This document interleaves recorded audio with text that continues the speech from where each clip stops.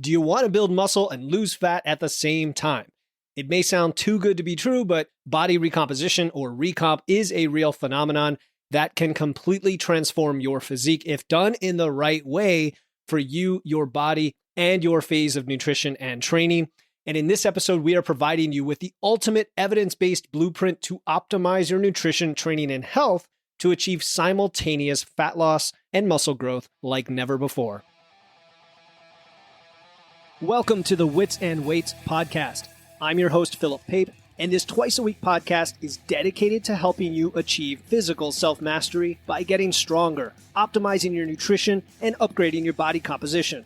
We'll uncover science-backed strategies for movement, metabolism, muscle, and mindset with a skeptical eye on the fitness industry so you can look and feel your absolute best. Let's dive right in. Wits and Weights community, welcome to another solo episode of the Wits and Weights podcast. In our last episode 165, the stealth mind trick to turn excuses into action with Paul Salter, you learned how to turn your excuses, your self-sabotage, your procrastination, and your perfectionism into massive action by digging beneath the surface to the subconscious mind.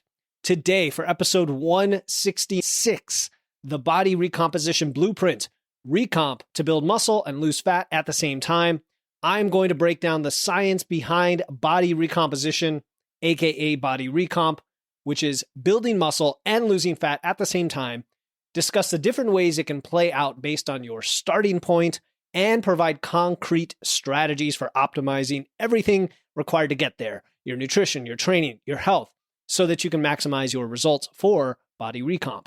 And by the end of this episode, you'll have a clear blueprint to put body recomposition into action. Now, before we get into it, I did want to share some wins from the first few weeks of Wits and Weights Physique University that we just launched earlier this month. And I want you to spot the pattern here as I share some of these. So here we go. Quote, I consistently logged my food every day this week. I got all my workouts in. I started journaling again first thing in the morning every day. I'm seeing good progress in my fat loss phase. I learned cardio is not a bad thing and can be integrated into my strength training as long as it doesn't affect my lifts. I settled in with my mindset to be in sync with my goals. I worked on my sleep. I'm starting to track more consistently, even the small bites. I am most proud of the positive self-talk, knowing this is a lifelong journey, not a race.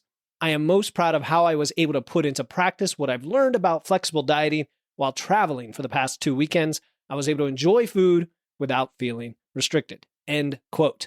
Now, that is just a sampling of wins from the Wits and Weights Physique University community over the first few weeks.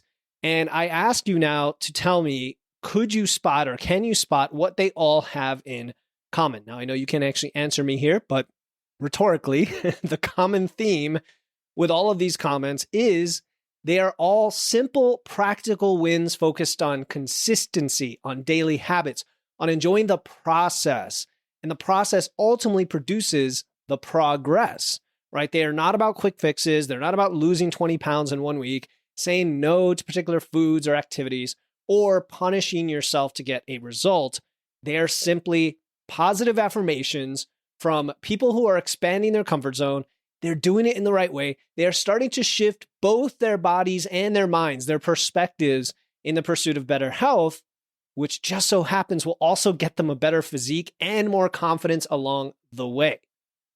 Now, all of these students in WWPU are then able to ask questions, get support, join live calls, watch courses to level up their knowledge, and share their success with other curious, like-minded, and very ambitious individuals who are seeking to become their best selves, even in their 30s, their 40s, their 50s, and beyond. And we are just scratching the surface of what students will be achieving in Wits and Weights Physique University. So if you're curious what it's all about, just head over to witsandweights.com/physique or click the link in my show notes. That's witsandweights.com/physique. All right, one more thing related to today's topic on body recomp. So my friend and fellow podcaster, Jeff Hain, you may already know him. He's the host of the Mind Muscle Connection. Definitely follow his show if you don't already. It's been in my feed for quite a long time. That's Jeff Hain, Hoehn. And he and I recorded a co-hosted Q&A coming out on May 3rd for episode 169. And Jeff is all about body recomp. He has a free workshop. Like that's his thing these days. So I wanted to give him a shout out, given that that is the topic of today's episode on Wits and Weights. And he was on our show as a guest way back on episode 66. And on that show, we talked about sustaining your fat loss results at maintenance, which is somewhat related, not entirely, right? Because that's after going through a fat loss phase. But I wanted to mention that, and I'm going to include a link to that episode in the show notes, as well as some other episodes that I referenced today. But I bring this up because if you want to be 100% sure that you don't miss our upcoming Q&A, where we answer questions on menopause weight loss resistance, bulking without getting fat, whether you should be dieting during periods of low sleep, and more. There's 6 questions in total from our 2 communities together. I want you to pause right now and click the follow button in your podcast app. All right, you're going to get notified of the episode when it comes out. And as a side benefit, the more people that follow the show, who actually click that button, the more people who can find the show, because Apple and Spotify, they tend to prioritize followers, right? They used to be called subscribers. Now they're called followers. Just make it confusing. And they prioritize those over just individual episode downloads. And also, as much as I love ratings and reviews, and I really would love you to take time to go add a review in Apple right now, feel free to pause and go do that. As much as I love that and it's great for social proof, the best thing for the algorithm is to follow the show. So again, pause the episode right now, go to the show page in your app and tap the follow button to support the show and get notified of future episodes. All right, so let's get into today's topic, the body recomposition blueprint, recomp to build muscle and lose fat at the same time. Body recomposition, right? What the cool kids call body recomp. No, actually body recomp is a pretty common casual term for this, and body recomposition tends to be the slightly more formal term, but it's the same thing. And today I want to lay out this blueprint for how to do it, how to successfully build muscle and lose fat at the same time, which is an approach that really can completely transform your physique. In fact, it is the underpinning of everything we do, even when we talk about cuts and bulks. And I'll explain why when we get there. It's often misunderstood because you might have heard it's impossible to gain muscle and lose fat simultaneously, or it's very hard to do it, or it can only be done by brand new lifters or people who are very obese, right? I might have mentioned things like that myself. Honestly, I might have said things like, really, it's only good for newer lifters. But we have to think about context and we have to define body recomp and what we mean. And I think there's a broader term, a broader definition I'm going to use in today's episode that will give you some clarity and some options as well, and some flexibility, which we love here. And people will say, well, don't you have to focus on one goal at a time, either bulking up or cutting fat?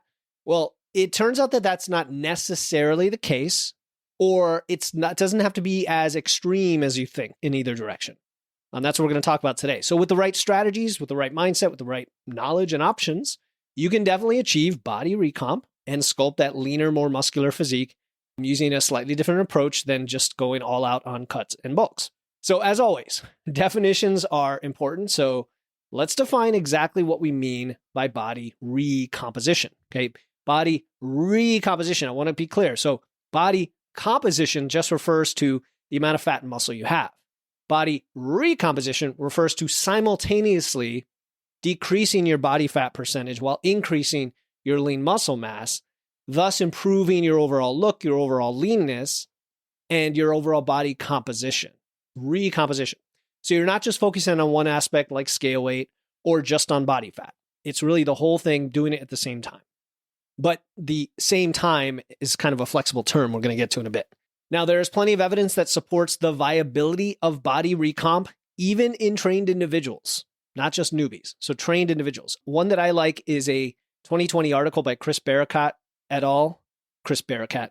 And you probably know Chris. He's been on a ton of podcasts. I really need to reach out and get him on this show. If you're listening, man, or if anybody else is listening who, hey, my friend Jeff Hain, or anybody else, my podcasters who know Chris and want to hook us up, feel free to give me an introduction. But either way, I'm going to reach out.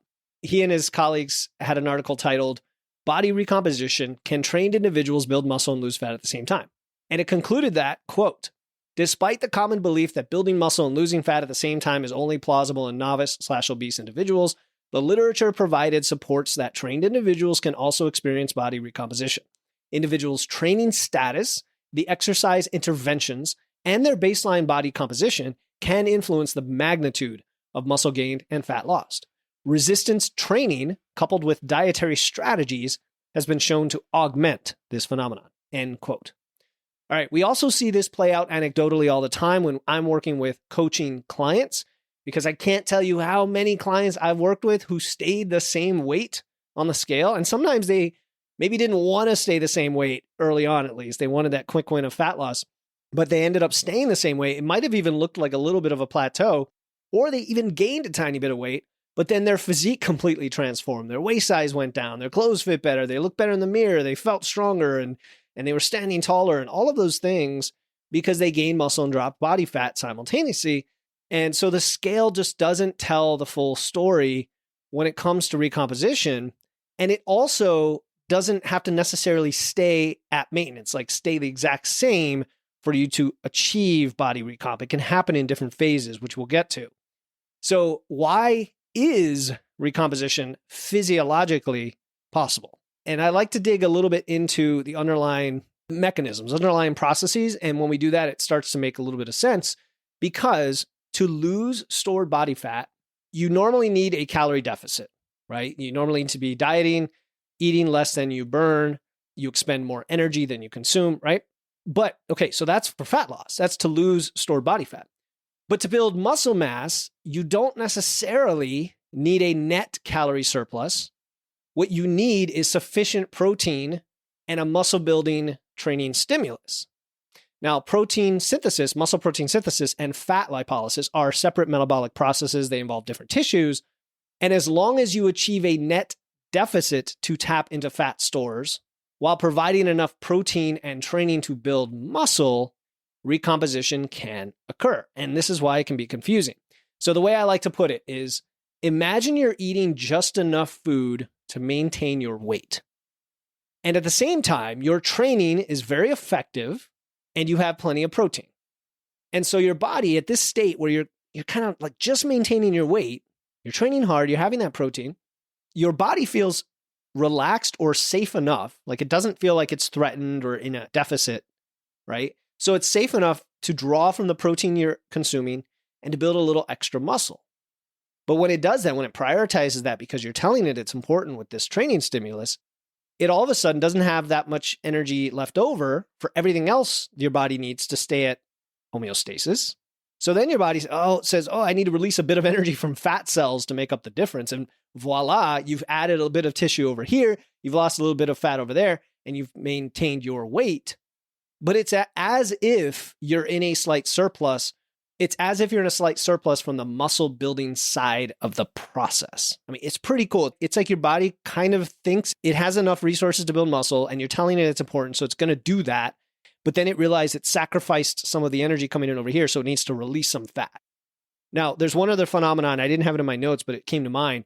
When somebody has excessive weight to lose and you go into a fat loss phase, right, you can still build muscle then as well, like in a decently aggressive fat loss phase, because you have so much fat, so much extra fat stored that the body's able to pull from that without even feeling like you're in a deficit, and thus also build muscle with that, what appears to be a surplus. It's almost like a trick surplus because you have all that extra stored fat. Anyway, those are some interesting mechanisms going on that tell us why it is possible to do this. So what I want to do is talk about how recomp can play out for you based on your starting point. And I want to break it into 3 categories: losing weight, maintenance, and gaining weight, because body recomp can occur in all 3.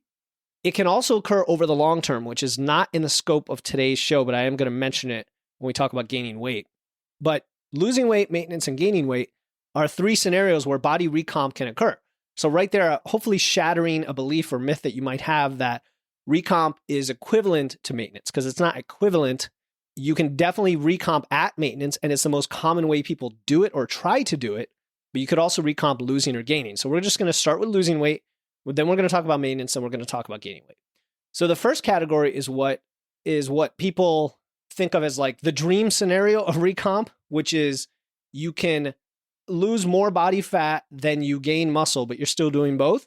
In other words, your weight is actually going down and your measurements are going down as well, and you look leaner or more muscular rather than skinny fat because you're building muscle. So you're losing fat, building muscle at the same time, you're actually losing more fat in terms of mass, weight, than you are gaining muscle, which means you also lose weight on the scale. A lot of people really want this scenario because you kind of get wins on all sides, right? You get lighter on the scale, you get leaner looking, you get more muscle. It's all the best of everything. Now, this tends to be common in individuals who are pretty new to proper training and nutrition because they have a lot of room for a quick improvement on both fronts, right? They have a lot of room for the training side because they've never given their body this amazing signal from their strength training. At the same time, they are properly dieting at the right rate of loss to induce a little bit of fat loss, but not so much that it threatens their body's resources to kind of clamp down and avoid building more muscle, let alone lose muscle, right? That would have to be more aggressive dieting.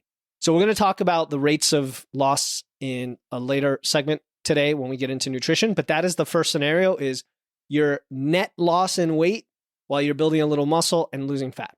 The second scenario is maintenance. Okay, this is gaining muscle, losing some body fat, not much change in scale weight. All right, so this would be so this is an interesting one because you might maintain your weight, or this could also refer to over the long term, you've gained and lost weight and you've come back to the same scale weight as you started, but in the process, you've added muscle and lost fat. We're not really talking about that one because that's kind of cheating when I say body recomp, because then everybody is doing body recomp over time if you're doing this the right way, right? If you're at some point building muscle and at some point losing fat, and then it all kind of nets out. All right, that's not what I'm talking about. I'm talking about just staying at maintenance, more or less maintaining your body weight within, say, plus or minus 3 pounds, but you're slowly but surely adding a little muscle, losing a little fat. The weight on the scale doesn't change. Your waist size continues to go down. You keep getting stronger, and it's all happening without any change on the scale. So again, for brand new lifters, this is totally possible. In fact, it's a very common and recommended approach that I use with clients. Is just stay at maintenance for a while at the beginning. And you could even stay there for longer than a while if you find it's getting you great results, because now you're not even worried about having to gain or lose weight, which adds an extra stressor and an extra level of planning and tracking. So the only other scenario where I would say that this happens is once you've gone through some cuts and bulks and you've improved your body comp in the past and you just want to maintain your physique, staying at maintenance, train really hard and not accidentally dieting for the most part, you can still slowly recomp over time on top of it. So even advanced or trained individuals might consider this approach to body recomp.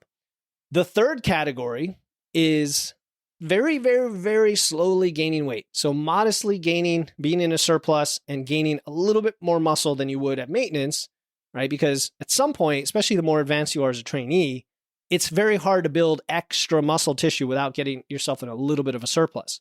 So this is most common in very well-trained individuals who want to keep getting leaner, but they don't want to necessarily go through the bulk and cut cycles. And, this is where you might be cocking your eyebrows and thinking, well, that's not really body recomp, is it, if you're gaining weight? But again, technically, it's not short-term body recomp that would happen in maintenance, but it's potentially medium-term or kind of an efficient version of body recomp because you're spending some time slowly gaining muscle and then maybe a little bit of time doing a micro cut or a very slow conservative fat loss phase. Like you could pick one or the other, and it doesn't feel too extreme in either direction. So I would say that this is a bit different from the kind of more optimal or even aggressive muscle building phase that's then followed by a moderate to aggressive cut, which I like to live in that state because I feel it's the most time efficient to get from A to B in terms of body fat percentage and leanness and muscle and strength and everything. It's the most efficient, and I enjoy kind of eating a bunch of food for a long time of the year and then not taking too long to cut that off, right? But some people might rather enjoy eating a moderate amount of food all throughout the year. And then when you're losing fat, you're still eating a moderate amount of food because it's not much different. So one might appeal to you, and there's no wrong answer. There's no right or wrong answer. They're going to result in slightly different timing, aggressiveness, and results. The result's going to be the same in the long term, but you might see different results in the short term. All right. So if you do things more slowly, but still biased toward one direction, like the gain weight and the lose weight part, this will produce body recomp over time without the larger swings that come from these very focused bulk and cut cycles. And that might be an attractive reason to do it for a lot of you. All right. So first, you want to figure out which category you want to go after, because you might have started listening to this episode thinking, okay, he's going to talk to me about maintenance. How do I do that? Oh, now I realize that there are options. I might want to go in one direction or another. If you're a newer trainee, you might want to try a little bit of fat loss while you're recomping. Or if you're more advanced, you might want to try a little bit of the gain side. Then we're going to segue into my favorite topic, which is using nutrition to optimize your body composition in that context, whatever you choose. Okay, it's going to depend on the three categories, which category you choose. So first, we need to nail down calories. Calories are your energy balance that tells you which direction you're going to go, and they're going to be pegged to your expenditure, your daily expenditure, also called your maintenance calories. And I've talked about this before, but just to reiterate, especially if you're new or not familiar with this topic, the best way to determine your maintenance calories is not an online calculator, and it is not your wearable device. It is tracking your food over about 2 to 3 weeks, tracking your weight over 2 to 3 weeks, and seeing how one affects the other. If you eat 2,500 calories every single day and your weight doesn't change 1 ounce over the 2 weeks, then you know your expenditure is 2,500 calories. Now, the problem with this approach is it requires not only the tracking, which tracking is fine. I'm perfectly cool with tracking. I think tracking is a wonderful thing. It's the more tedious, laborious calculations based on what you've tracked that can be tricky for some people or downright overwhelming, scary, or tedious. So this is where a tool or an app that can do this for you is going to be your best friend from a practical standpoint. The one that I use is called MacroFactor. My clients use it. My students in Wits and Weights Physique University use it. And it can calculate your expenditure, your true metabolism based on what you're eating and your weight. And then it can make adjustments weekly to your calories and to your macros based on your goal. So it does everything for you. And if you want, okay, so here's what I'm going to throw in as a goodie for this episode. I made a video in Wits and Weights Physique University under a course called MacroFactor Mastery, and it's how to download, do the initial setup, and then set up your goal for maintenance or for recomp in MacroFactor. It walks you through the whole process with screenshots and everything on how to set up everything. So I actually put that on YouTube. It's unlisted. You can't get to it publicly, but I'm going to put the link in the show notes for free for you as a podcast listener to go check it out. Okay? Totally free. You don't have to opt in. You don't have to give me an email or anything. It's a YouTube link. It'll just take you right to the video. Check that out in the show notes under episode resources, and I talk about it. So why am I telling you all this? Because to figure out what calories you need to know your maintenance calories. The only way to do that is to know your true metabolism, that how your body responds to your activities and your food. And the best way to do that is track your weight and food over time. All right. Then you can adjust your goal to either gain, lose, or maintain. And then if you're gaining or losing, you want to pick a conservative rate. If we're going for body recomp, right? We're not going for cuts and bulks all out. We're going for recomp. And then you'll have your surplus or your deficit relative to your maintenance calories. And then you can update that each week as your metabolism adapts. Okay. So now I'm going to give you some actual numbers that make sense for most people that you can use. So obviously, if you're going to maintain, just eat around your maintenance and you're good. So if you burn 2,500 calories, eat 2,500 calories a day, more or less, and you're good. You know, if the next week your metabolism has gone up a bit because, you know, you've got all these resources, your body feels relaxed, you don't have as much stress, or maybe you've got extra few thousand steps a day of walking, whatever causes that increase, you're going to eat 2,600 calories, let's say. Either way, you're going to eat in a way that maintains your weight. And I would prefer aiming a tiny bit above that, like up to 50 calories over on a daily basis. So you're going to hit your protein, then you're going to get in fats and carbs. And so your calories come up to your maintenance and you're going to kind of overshoot that just a tiny bit every day. And I like that approach because it avoids accidentally dieting and accidentally being underfueled. Because my opinion is if you're going to maintain your weight, you might as well do it in the most fueled, fed, resource abundant state rather than slightly underfed constantly where you get symptoms of dieting like hunger and there's no reason for that. I mean, the only reason you think there's a reason is you're afraid of gaining all this weight. But if you're properly tracking, if you're using an app like MacroFactor, you can be very precise. You'll know where you need to be. And if your weight does start to drift one way or the other, you can always adjust the other way. And it's a slow process. All right. So yeah, you risk the tiniest bit of weight gain doing this, but it's well worth the being in that fed, energized state all the time. And that's at maintenance. Okay. Hey, this is Philip, and I hope you're enjoying this episode of Wits and Weights. I started Wits and Weights to help people who want to build muscle, lose fat, and actually look like they lift. I've noticed that when people improve their strength and physique, they not only look and feel better, they transform other areas of their life, their health, their mental resilience, and their confidence in everything they do. And since you're listening to this podcast, I assume you want the same things, the same success, whether you recently started lifting or you've been at this for a while and want to optimize and reach a new level of success. Either way, my one-on-one coaching focused on engineering your physique and body composition is for you. If you want expert guidance and want to get results faster, easier, and with fewer frustrations along the way to actually look like you lift, go to witsandweights.com and click on coaching, or use the link in my show notes to apply today. I'll ask you a few short questions to decide if we're a good fit. And if we are, we'll get you started this week. Now, back to the show.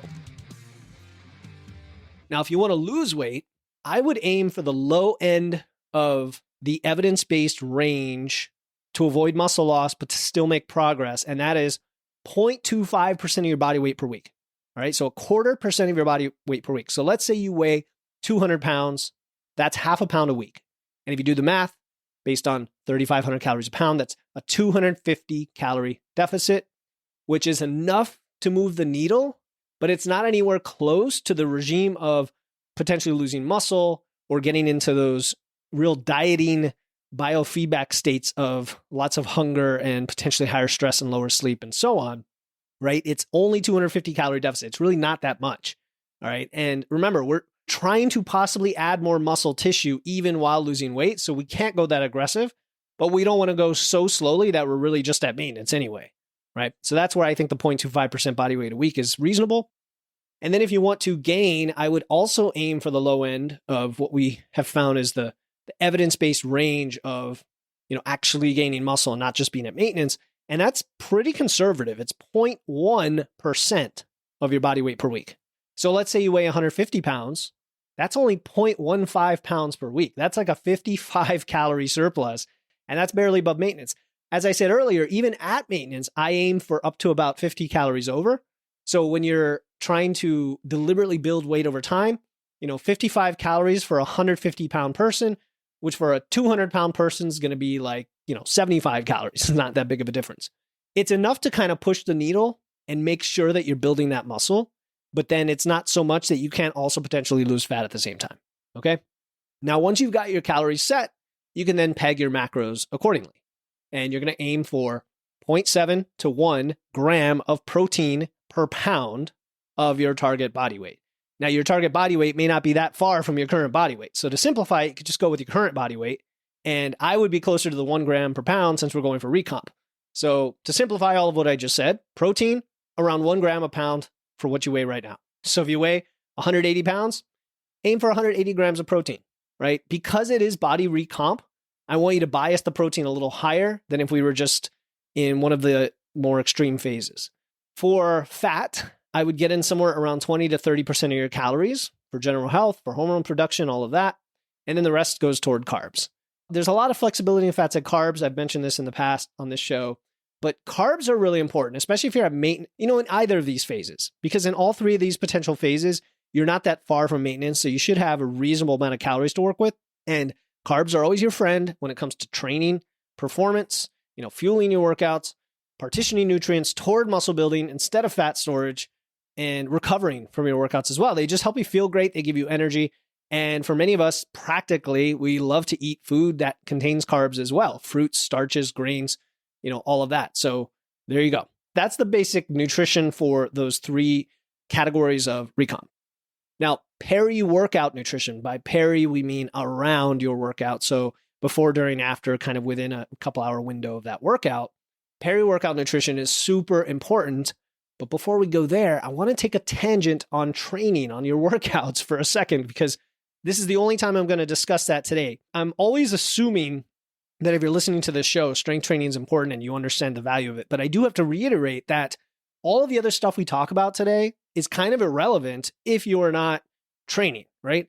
Most of today's discussion is about nutrition and lifestyle, but it assumes you're strength training and doing it effectively to give your body plenty of stimulus for muscle growth. That is just default. That's assumed because for body Recomp, we're trying to build muscle and lose fat at the same time. So the premise is you're doing something to build muscle, right?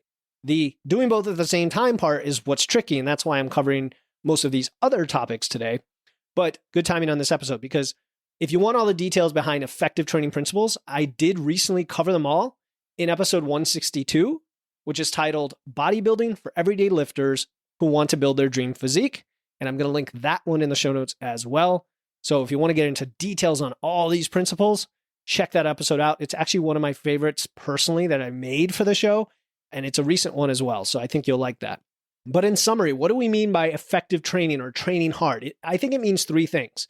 Okay, and I usually state these things in a similar kind of approach. Whenever I talk about this, it's generally these same things. And we're talking principles here, not programming and all of that. Number one, it means training close to failure most of the time, within 1, 2, 3 reps of failure, depending on the movement. That's the first one. Number two, it means progressing in load, reps, set, some combination of these things over time, what we call progressive overload.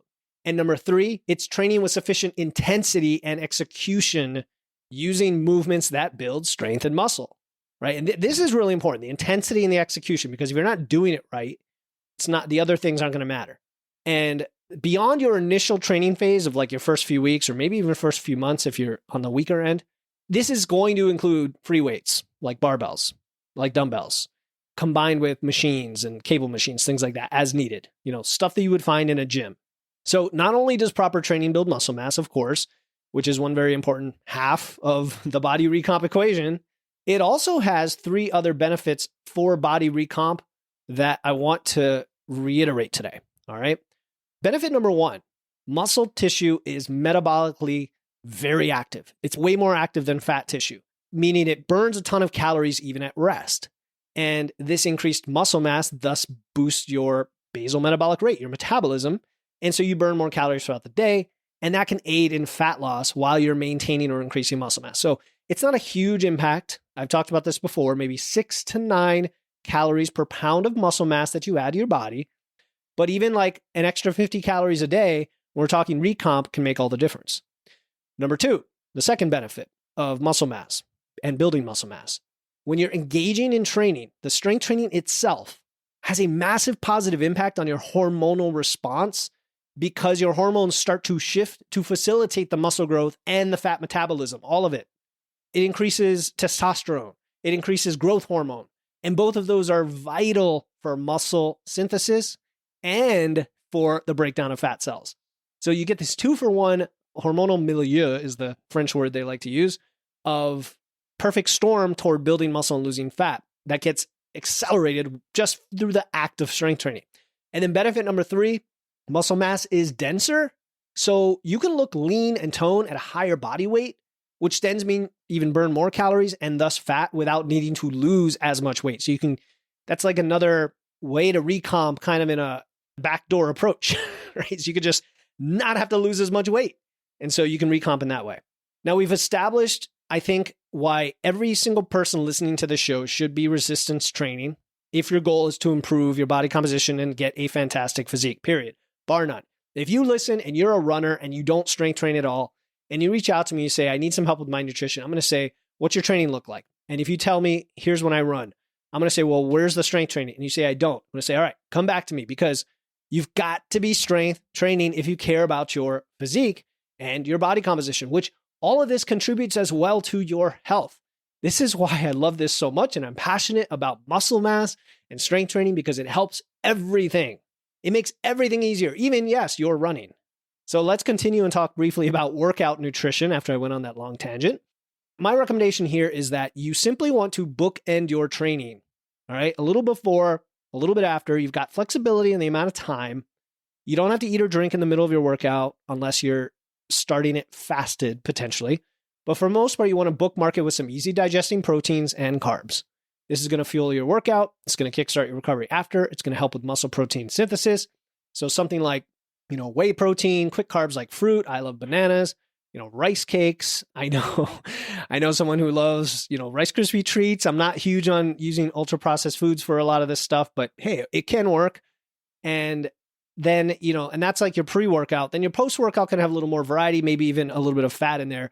Only reason we don't want much fat pre-workout is it simply slows your digestion, which means you would just have to eat more protein and carbs, or you have more stomach, digestive issues, having more food in your stomach. So yeah, a little bit of fat after in your post-workout. Like for me, it's oatmeal with peanut butter. Love it. And I would aim to split your protein evenly across your meals and get anywhere from like a third to 2/3 of your carbs in the peri-workout period, depending on how many carbs you're working with. So if you're in fat loss and you have less to work with, it may be a smaller percentage it actually may be a bigger percentage because you have fewer calories, right? And you're trying to keep the amount of carbs around your workout roughly the same, whether you're in fat loss or not.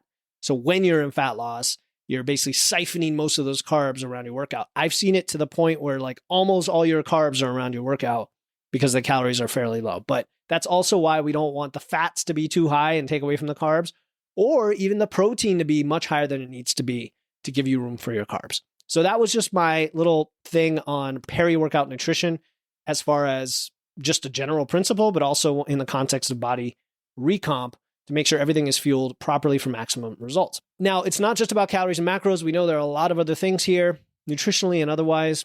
On the nutrition side, I think micronutrition, I think hydration, electrolytes, they all impact your performance and body composition. And here we're just going to stick to basic principles, focusing on whole nutrient-dense foods 80% of the time. You can leave the other 10 to 20% for whatever you want for your indulgences so that you don't over-restrict, you don't feel deprived. Always be drinking plenty of water and liquids. Don't fear, sodium, potassium, all of that. This is where I like fruits like bananas for your electrolytes, and especially around your training, because that's when you need it to support the fluid balance, and it helps with muscle contractions, avoiding cramping and things like that as well. So that's all I'm going to say on micros and hydration, just the basics of mostly whole foods, a lot of variety of foods, don't put any foods off limits, and so on. And then beyond nutrition, optimizing your health and hormone status is also important for recomp because, recomp is, how do I want to put this? Like, because we're not going all out on a bulk or a cut, we want to play with some of these variables and make sure they're fine-tuned a little more because the progress isn't as visible in the short term, I'll say, than with the other approaches where the biofeedback signal tends to be more amplified. So if your sex hormones are out of whack, testosterone, estrogen, progesterone, you're not going to be able to gain muscle or lose fat effectively. And so biofeedback signals like low libido or recovery, like stubborn fat retention, which I know that's kind of a subjective one because we all gain and lose fat in different areas. Some of us just happen to gain it in our stomach where we don't want it, or gain it in our butt where we do or don't want it. And I say that do or don't want it because butt fat can be helpful to some people. All right. And you could get blood work as well, like a before and after. And so here, like your lifestyle practices are all going to be dialed in if you're going for body recomp. Besides the nutrition and the training, we've got stress management. We've got sufficient sleep. Like all of these are going to support your hormones, especially sleep. I mean, I can't overestimate the value of sleep for your hormones. And then one other little one is alcohol. I mean, the less alcohol, the better it's going to be for your hormones as well. Ideally, no alcohol, but again, practicality, lifestyle, I get it. Do what works for you and see how you respond. Thyroid specifically, I want to call out. The more I learn about the thyroid, the more I think it deserves its own category, because if your thyroid is under functioning, your metabolic rate will be slower and it's going to be harder to eat enough food and be in where you need to be to change your body composition. And so I still think lifestyle for the most part is going to work for most people and most women, because men are affected by thyroid as well, thyroid conditions. But if you want to get your labs done proactively, if you suspect an issue, get your T3 and T4 checked, on the ratio, but continue to focus on all of these strategies, right? Calories, carbs, not over restricting, getting in your key micros. For thyroid health, that would be iodine, selenium, zinc, foods that contain those, supplementation as needed so that your thyroid produces the hormones and keeps your metabolic rate where it needs to be.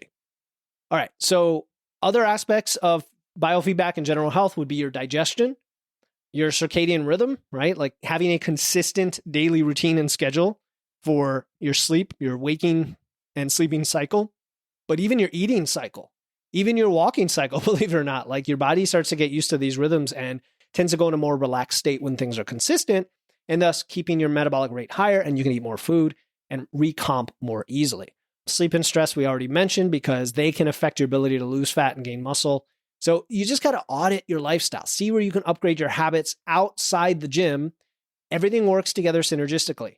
If you are, for example, in our program, right? If you're in Wits and Weights Physique University, you have a biofeedback tracker, and we can easily see on a week-to-week basis what is going on relative to the other things. And if you're struggling, or if you hit a plateau, or something's not going the direction you want, we can take all that data together. We can take your calories and macros, your food intake, we can take your scale weight, we can take your body measurements, and we can take your biofeedback and see where the patterns are. So, and you could do the same thing for yourself.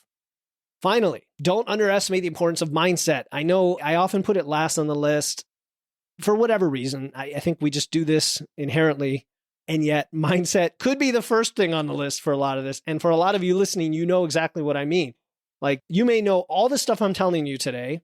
You may know exactly what numbers to use for yourself. You may be doing many of these things. And yet the mindset comes in places like getting impatient or not being consistent or not trusting the process. So the antidote to those is be patient, consistency, trusting the process.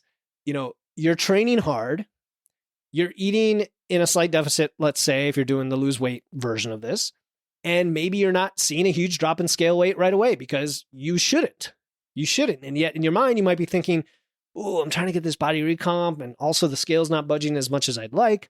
And it's easy to get discouraged if you're only focused on the day-to-day or only on specific metrics. We need to collect all this stuff, but at the same time, not get hung up on any one number on any short time horizon. Keep your eyes on that bigger picture.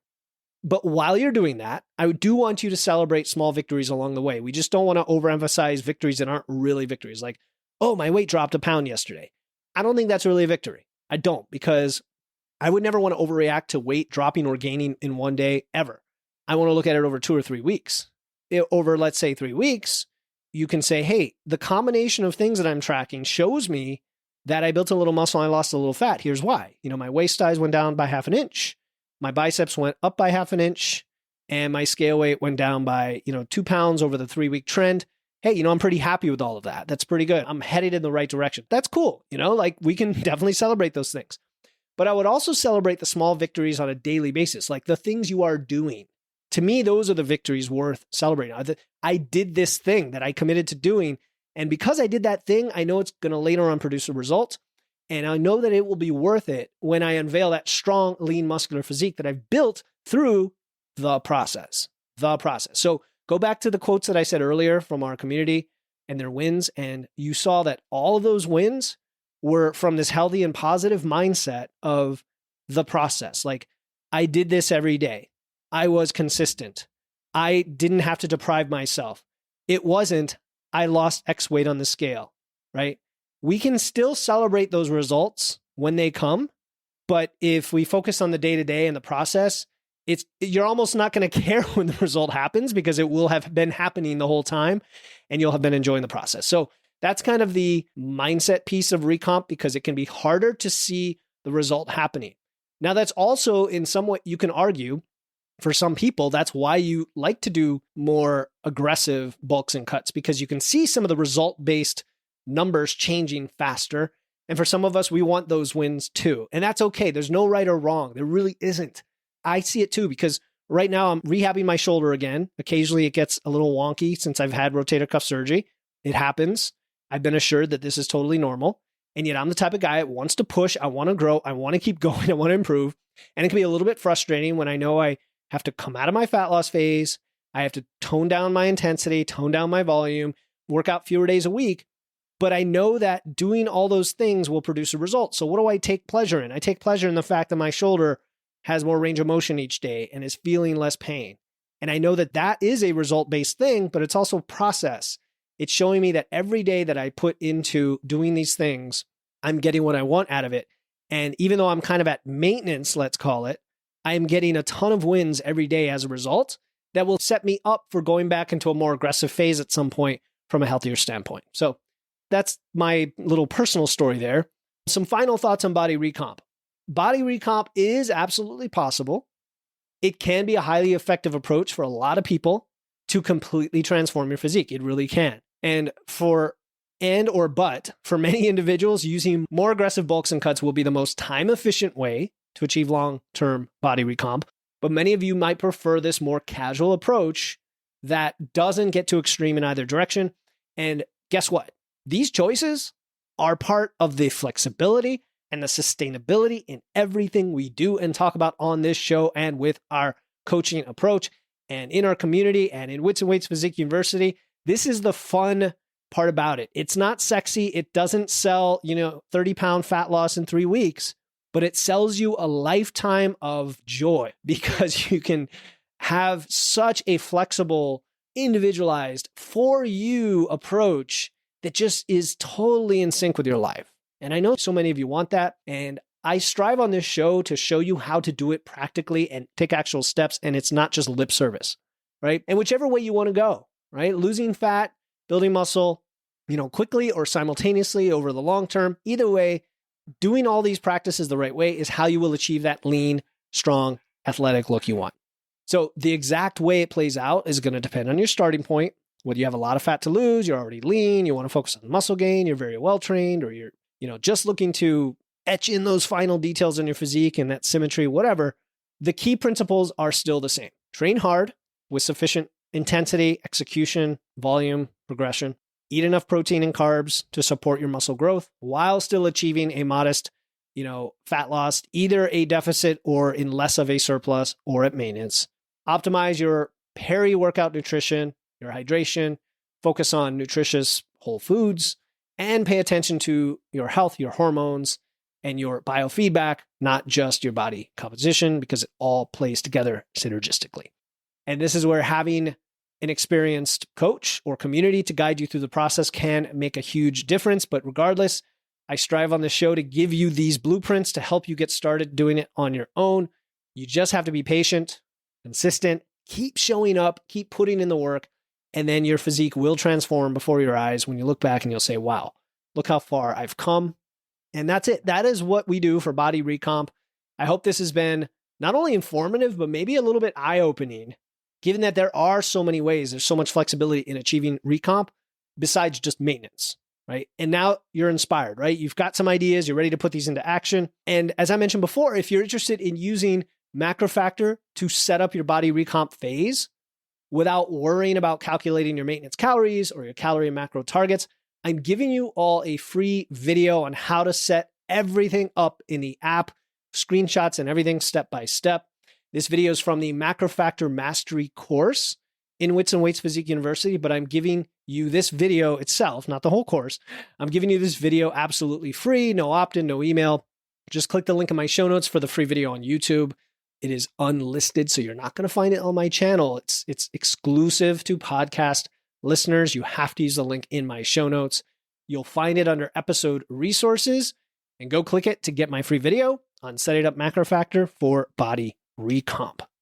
Okay, in our next episode 167, optimize your thyroid. Hey, look at that. Perfect timing. Didn't plan it this way. Optimize your thyroid for hormone health, metabolism, and fat loss with Haley Fountain. We're exploring thyroid health, which affects everything from your weight and your metabolism to your sleep and even your mental health.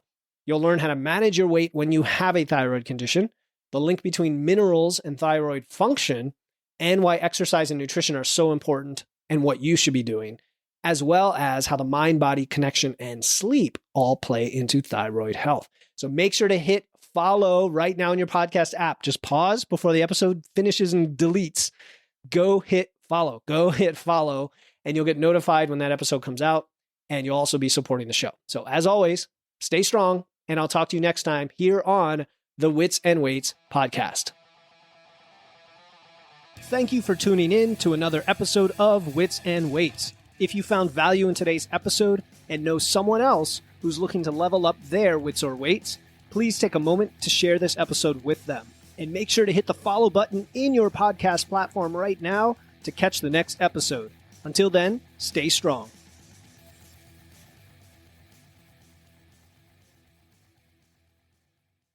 Hey, before you go, I want to let you know about a free resource I have. They are free guides on everything from fat loss to eating out to building muscle to managing hunger to figuring out the best macros for you and more being added all the time. You want to get the most out of these podcasts and your time to look and feel your best, and these free guides will give you a quick and easy way to know what to do. If you want to get your hands on these completely free guides, you can head over to witsandweights.com/free. That's witsandweights.com/free to get your free guides and level up your results today.